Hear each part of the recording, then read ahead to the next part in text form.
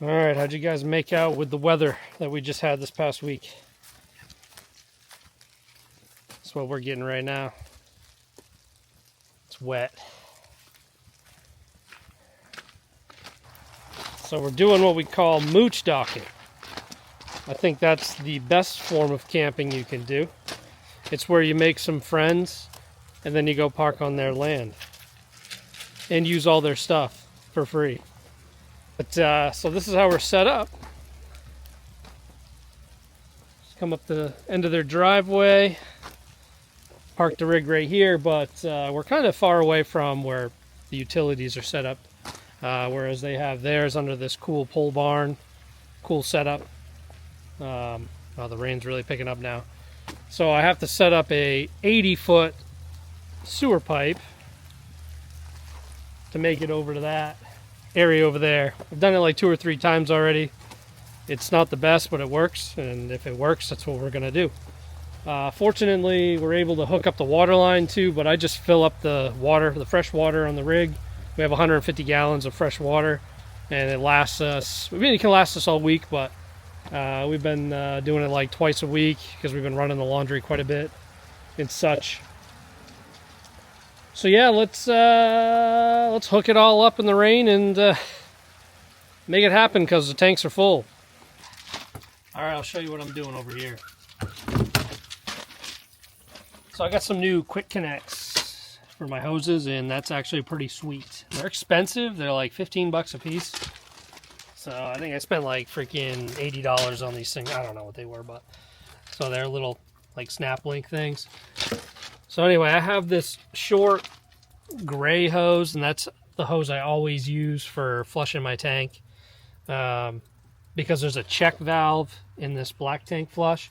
So every time you go to unhook a hose, if you don't have a hose that comes out outside, it's just gonna pour water down into this wet bay, and then you gotta wipe it up. So, you know, just things you learn along the way. So I have a certain process I do. I just always open the black tank, then I turn the freshwater flush on, or the black water flush on. I don't know why, it's just how I've always done it.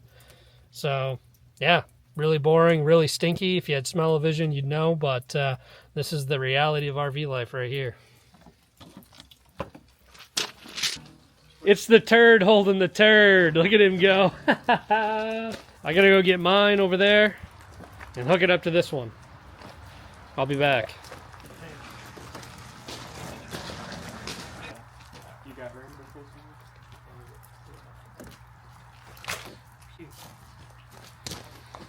I better hook it up to that front one first.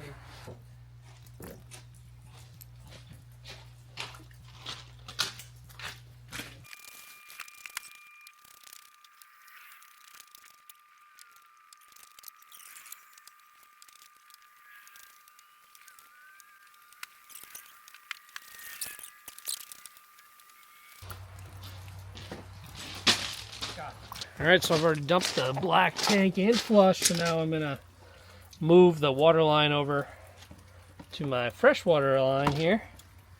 I gotta change the valves up too. You have to follow this thing here to the left and down as power fill.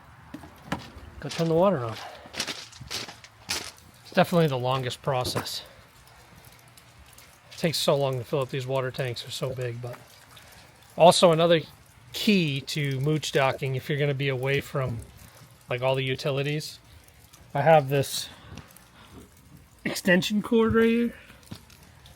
So it goes from the utility box and then comes over here.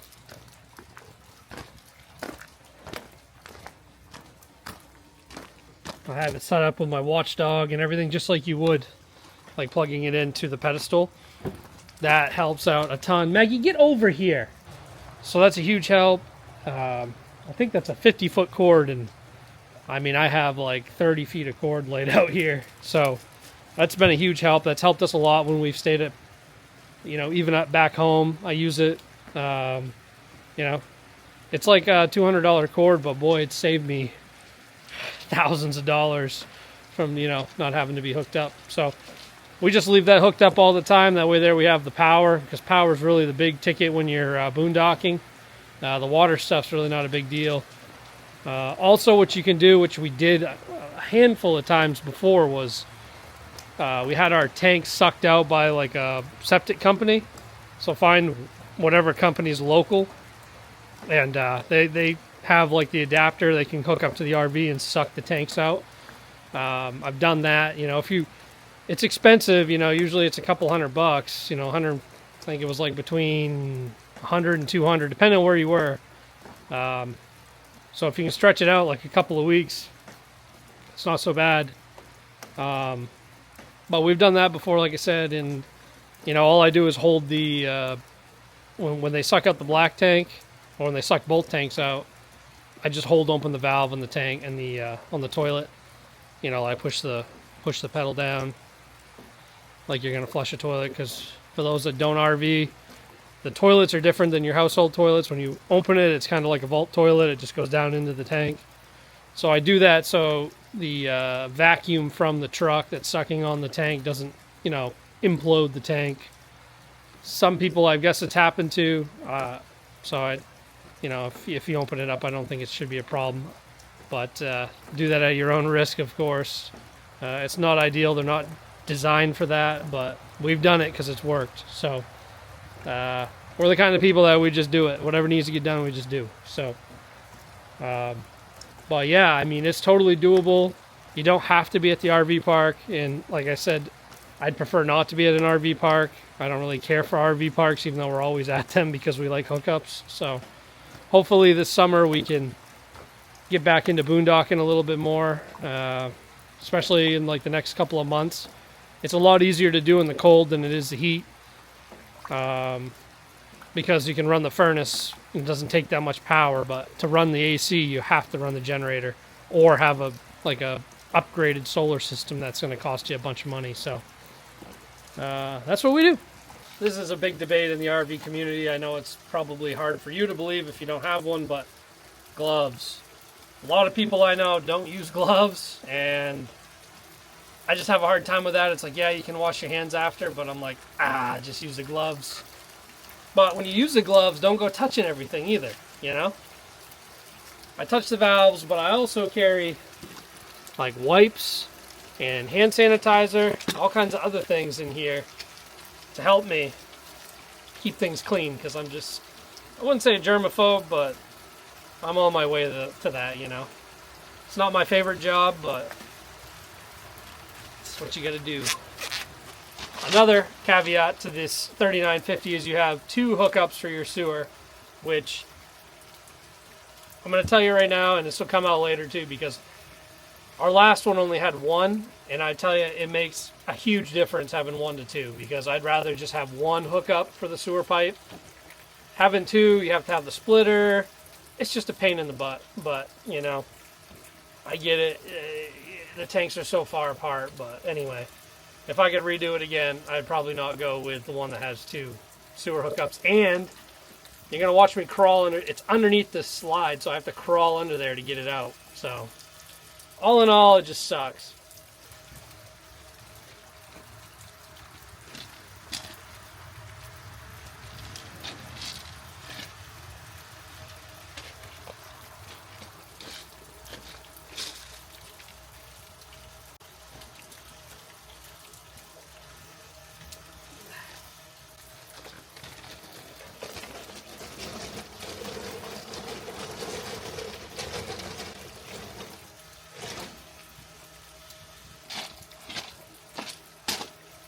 Last one.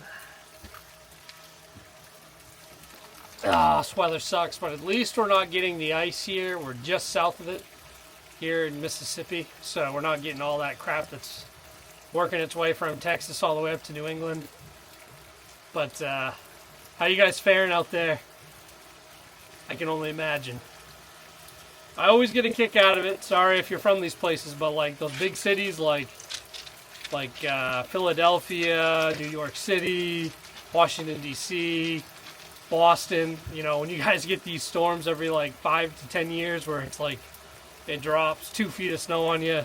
I mean, what do you even do with it? I mean, you guys don't have anywhere to put anything as it is, you know? But, yeah, definitely here in the South, you know, you get hit with that ice or snow, man. They they can't do anything with it. You know, 2 inches of snow down here, nobody's doing anything. Which where I'm from in Maine, it snows like every 2 days, which, boy, this year you guys have been getting nailed. I've been watching all the time, and I'm just so glad I'm not there. Sorry. We done. They're empty.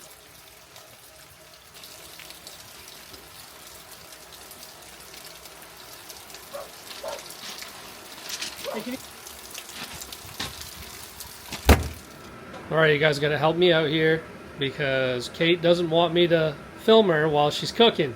Alright? And she's been making some pretty cool stuff lately. So we gotta get her on the cook. She's gotta be on the cooking channel here. We need to have a cooking segment in every video, and I want you to make a petition in the comments below that we need to do cooking. So seriously, I'm telling you right now, like, leave a comment, like it, and tell her that she needs to do this, because check this out. What is it? Homemade pizzas. Homemade pizzas? Mm-hmm. What do you mean by homemade pizzas? I did the dough from scratch. I did the sauces from scratch. I did not do the cheese from scratch because that's a little much. But, yeah, all from scratch this morning. Come on now. This is a mushroom truffle and garlic pizza. This is just your traditional cheese pizza. Margarita pizza, but they were out of fresh basil, so don't judge me for using the container. And then we have a pesto pizza. I guess we're just going to have to come back and see what they look like at the end, huh? Maybe. And I wonder why my waist keeps getting bigger. We did what? We already ate 2 of the pizzas. Yeah, I know. But look at this one. I have to put this one back in. All right. It's not quite done yet. But it looks good. I know. And this one was good, the pesto. Yeah. And the mushroom. Did you like the mushroom? Undercarriage to die for. Wow. Yeah? Okay. First time cooking homemade pizza. And she thinks it's going to be bad.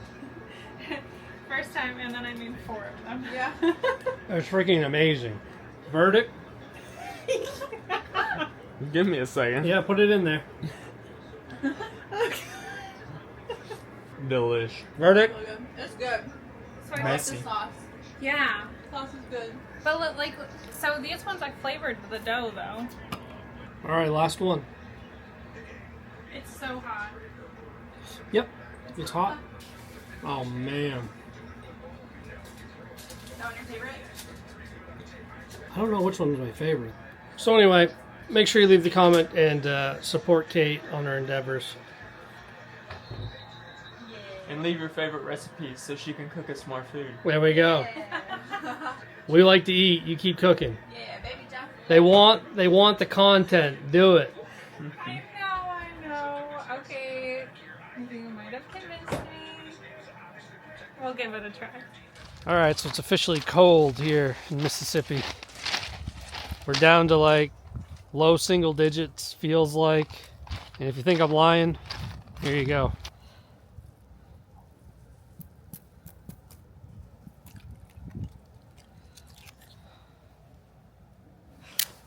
May not look like much, but it's already lunchtime.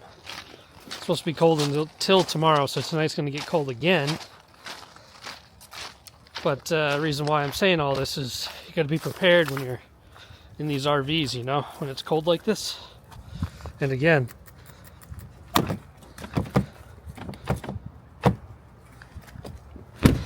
it's cold. So when you get cold weather like this, especially when you're off grid, I mean, we are hooked up to power, but we are technically self-contained. Really, that's the way to be. If you know cold weather's coming in, and you get like this little cold spout for like a week, just run off your water pump, fill your water tank up. Especially fill your water tank up ahead of time. It definitely helps you in the long run. I've been in that situation where I didn't have much water in there, and then the water line freezes up. And in my opinion, you can live without power, but you can't live without water. So, fortunately for us, we have the generator and everything, so we completely self-contained. And just north of us is where all that ice came in and really hit the grid, and it just knocked everything out. So we're lucky, but it still sucks. Hope everybody managed the storm well.